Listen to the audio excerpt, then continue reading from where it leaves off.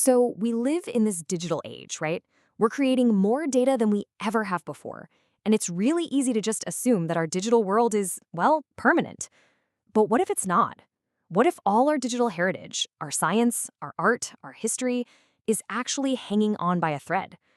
Today, we are diving into digital stewardship, the incredibly important fight to make sure our digital reality doesn't just blink out of existence. Okay, let's get right into it. The heart of the problem is this massive shift in how we get our information. We've gone from actually owning physical books and records to basically just licensing remote access. And that opens up a whole can of worms. New dangers like web decay, where links just break over time, and media obsolescence, where the tech you need to even read a file, it just disappears. And believe me, web decay is not some small niche problem. Look at this number. 70%. It is staggering. That's how many URLs in some legal and scholarly journals don't even link to the original content anymore. It's got a name. They call it reference rot. And it's literally eating away at the foundations of academic research. Get this, it's even affecting legal precedent, with about half of the links in US Supreme Court opinions now leading to nowhere. This right here really gets to the core of the risk. Think about it for a second. With physical ownership, you had thousands of copies of a book scattered all over the world. If one library burned down, the knowledge itself was safe. But now, with digital licensing, we're often just renting access. So if that one remote server goes down or a company changes its business model, boom, that access can be cut off for good. We've basically traded this super resilient distributed system for a fragile all-your-eggs-in-one-basket setup. Okay, so that's the problem, and it's a big one. Which brings us to this central billion-dollar question. If our digital world is really this brittle, how in the world do we build it to last? This isn't just about saving a few files. It's about making sure the knowledge we create today is actually usable for generations down the line. And luckily, there is a roadmap for that. And the answer lies in this framework. See, digital stewardship isn't just a tech problem, it's an active discipline that's built on 3 pillars that all have to work together. First, you need the legal rights to actually preserve something. Second, you need common technical standards so it can be read in the future. And third, you need a specific content strategy, because you just can't treat an old videotape the same way you treat an e-journal. And the key thing is, you can't just pick one. They all have to work in sync. All right, let's dig into that first pillar, the legal foundation. Because before we can even think about saving anything, we need a clear, shared set of rules. This is all about building an infrastructure of trust. A fantastic example of this in action is the Apache 2.0 open source license.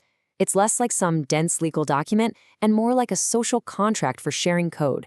And the deal is pretty simple. You can use the code, but you gotta follow 4 basic rules. You have to share a copy of the license, you have to clearly mark any changes you make, you gotta keep all the original copyright notices, and you have to include any special attribution notices. It's a really brilliant, simple framework that lets knowledge be shared and built upon safely and legally. Okay, that's the legal side. Now let's talk about Pillar 2, the technical blueprint.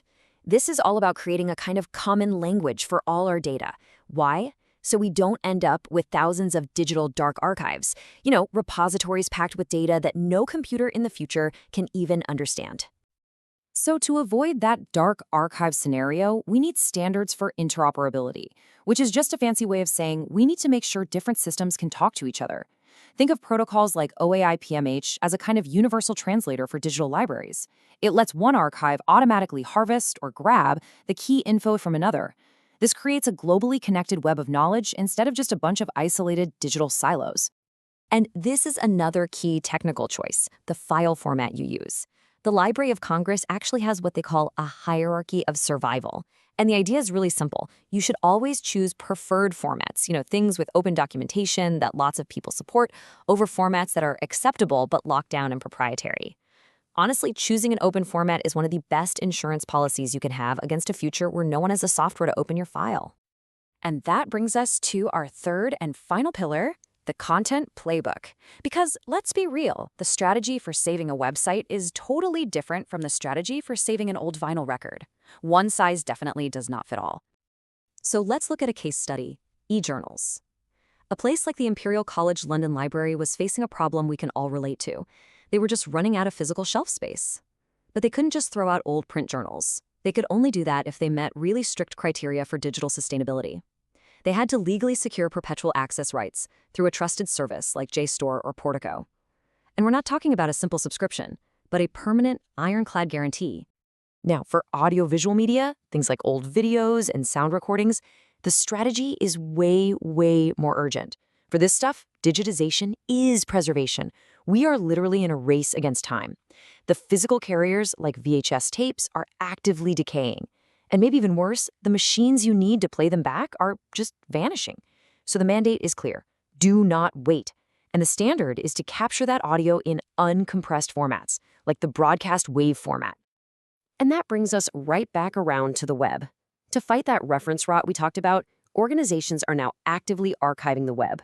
But here's the thing, it's not just for history's sake. If you look at the Coca-Cola case study, it's a critical business need. They do it for litigation support, for regulatory compliance, and for preserving their own corporate heritage. And it's all done using a standardized container called the WARC format. So we've walked through the legal framework, the technical blueprint, and the content-specific playbooks. How does this all come together in the real world? Well, let's boil it all down into a clear, actionable plan, the Steward's checklist. This is your takeaway. This is the cheat sheet. Legally, you secure perpetual rights. Technically, you use open standards and open formats to guarantee future access. And for your content, you have a specific plan. Digitize audiovisual media right now, archive web content for compliance, and verify that you have perpetual access for journals. It's this unified strategy that turns that digital fragility into long-term resilience. Let's just end on this one really powerful thought. We tend to think of digital files as just data, but they're more than that. They are surrogates for our reality, our memories, our discoveries, our entire culture. If we fail to be good stewards, if we get to a point where we can no longer decode the signal, that reality we tried so hard to capture, it just vanishes. The question this leaves all of us with is, what part of our reality are we willing to lose?